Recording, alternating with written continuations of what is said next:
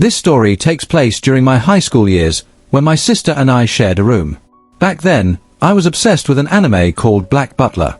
It revolved around a demon bound by a contract with a human. I was so deeply into it that I even used one of its pentagram symbols as my phone wallpaper, without thinking much about it. For a few days, nothing unusual happened. My sister, who was in college at the time, slept on the top bunk, while I slept below. Because I had early classes, I always set my alarm for 4 a.m. and placed my phone right beside me before sleeping. That night, we turned off the lights and went to bed like always. Sometime later, my alarm began ringing. Half asleep, I reached out for my phone with my eyes still closed. But my hand met nothing. I searched around in confusion. The alarm kept ringing non-stop. In a groggy voice, I asked my sister, "Where's my phone?" Annoyed and sleepy, she replied, "I don't know." After several minutes of the alarm echoing through the room, I called out again, "I can hear it up there. Stop messing around and give it to me." She responded calmly, "Okay, I found it." I cracked my eyes open slightly. The room was dark, my vision blurry. I wasn't fully awake, so I didn't pay attention to anything except the phone being handed down from the top bunk. But something was wrong. The arm reaching toward me didn't look normal. The fingers were unusually long and thin, with sharp, claw-like nails. Still half asleep, my mind refused to process it. I took the phone. The alarm stopped. That's when I noticed the time. It was 3 a.m. My alarm was never set for 3 o'clock. Too tired to question it, I brushed it off and went back to sleep. Later that morning, around 6 a.m., I asked my sister casually, "Why didn't you turn off my alarm earlier? You had my phone, remember?" She stared at me, completely confused. "What are you talking about? I never woke up. I never spoke to you." My chest tightened. Cold sweat ran down my face. Then, who was I talking to?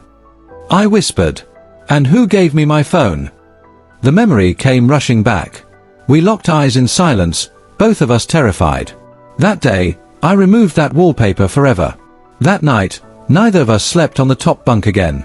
Even now, we both remember that experience vividly. Sometimes, I still wonder what would have happened if I had been fully awake, if I had stood up and looked closely. 9 months later, my life took another dark turn. I was always a quiet, lonely person.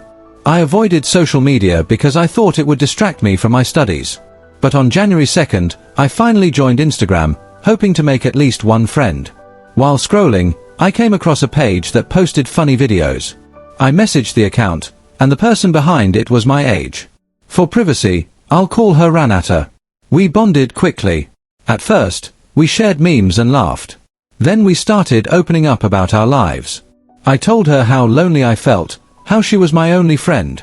She sent me pictures of her family, even gave me her address, saying I could visit someday.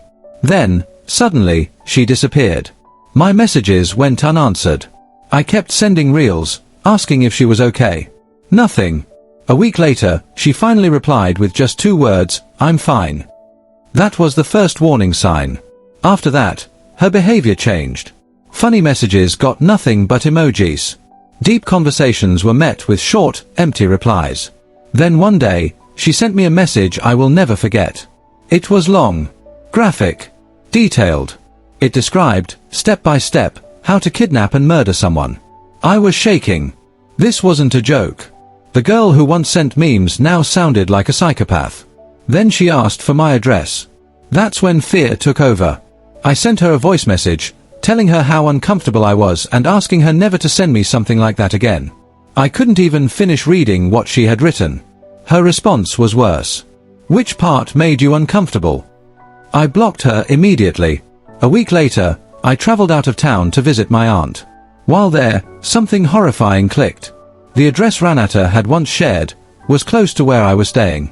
Despite my fear, I still cared. She had been my only friend. I decided to visit her house. It would have been our first meeting. Neighbors helped me find the place quickly after seeing her photo.